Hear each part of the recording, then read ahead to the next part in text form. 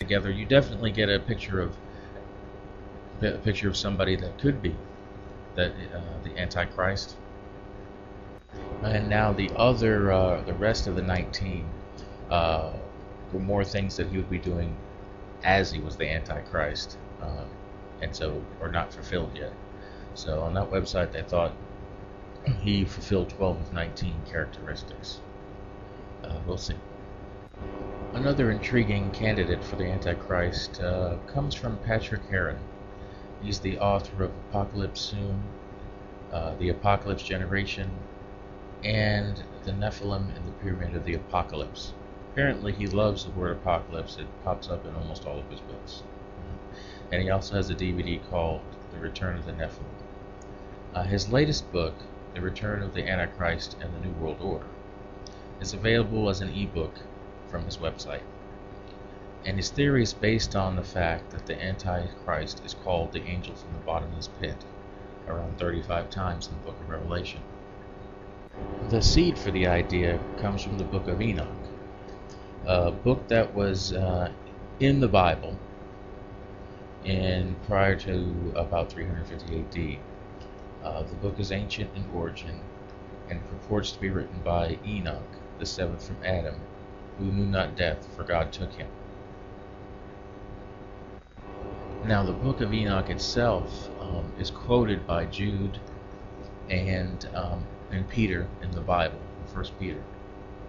They quote sections of it because it also fragments of it or a full book of it was found in the Dead Sea Scrolls. It was definitely in the Jewish literature scrolls of the time. It was thought to be legitimate, but I think all the copies date, or they only have potential records to the Second Temple era.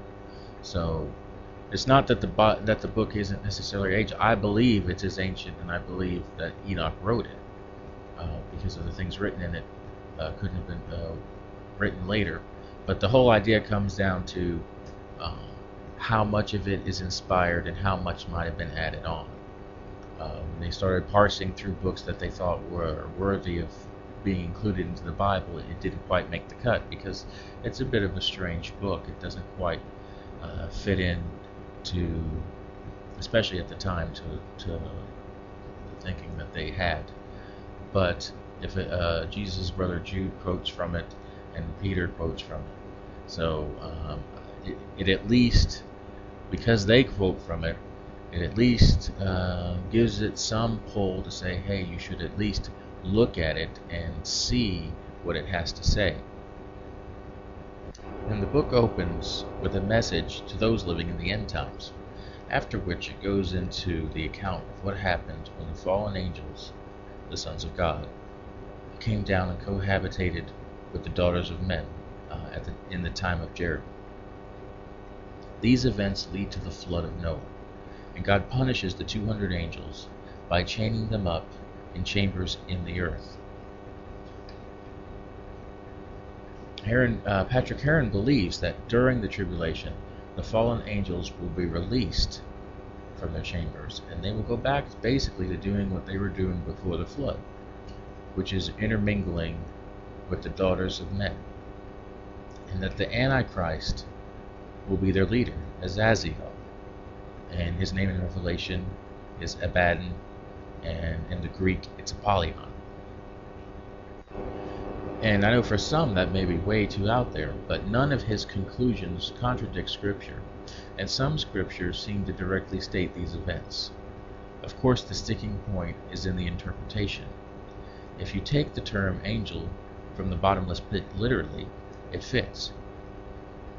But you may say, hey, well, the Antichrist is a man, and that is true. But the Bible has also, and verses have also called angels men, and the example of that is Daniel 9:21 and Acts 1:10. So in the Scripture, they have directly called angels men. As a matter of fact, in Daniel, Gabriel is called a man, and that's one of the head archangels. The book of Daniel has Nebuchadnezzar's dream, and his dream was interpreted, and it had interpreted all the major world kingdoms before Christ returned. Before Christ returns to set up his government and his kingdom. And the last is the feet of iron and clay. And expounding on this, it says that in Daniel 2:43, that they shall mingle themselves with the seed of men. This particular section is not talking about a government system like the other verses previous to it.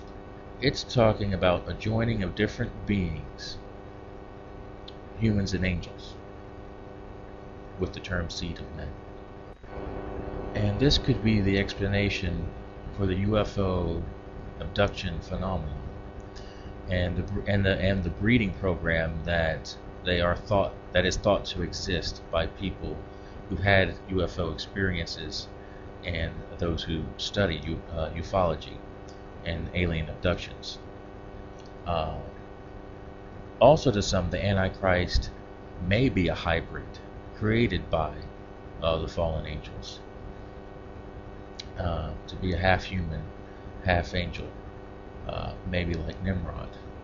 And that's why I've even heard some people believe that maybe Nimrod comes back, that instead of maybe it being a bad one, that it might actually be Nimrod, the spirit of Nimrod. Because if Nimrod was not a man, if Nimrod was a hybrid, a Nephilim hybrid, when he died, his spirit would go like the other spirits that the book of Enoch talks about, became a demon, demonic spirits, and they wander the earth and are like the mist. That's what the book of Enoch says. It gives the origin of where demons come from. That means that the spirit of Enoch or any other, not the fallen angels, but their offspring, the giants, the Nephilim, could and do possess people. So those who think that the Antichrist is a man that gets possessed by a spirit, that could be true, and it could be a spirit like Nimrod, or another major spirit, or a hybrid that they have put into power, which would be a connection between them and man. And while I can't say for certain which person or scenario the Antichrist will arise from, I can say with 100% certainty that it will happen, and that Jesus Christ is protection from spending an eternity in hell, which was prepared for the devil and his angels. And I thank you for listening to this episode. And if you have any questions, comments, I could be reached at rev1301.com. Also, my email is there, rev1301@yahoo.com. And may God bless and keep you.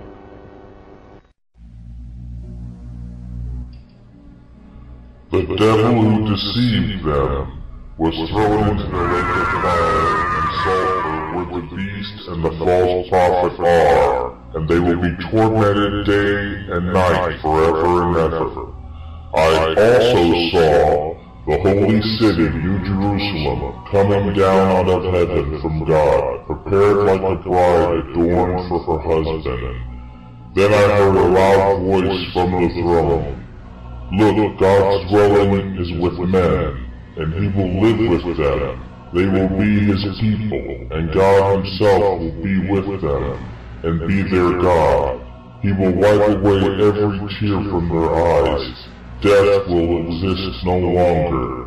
Grief, crime, and pain will exist no longer, because the previous things have passed away. The Revelation 13 podcast is hosted by Mike Hopwood and is a podcast dedicated to the study of end-time events, news events, and ancient mysteries.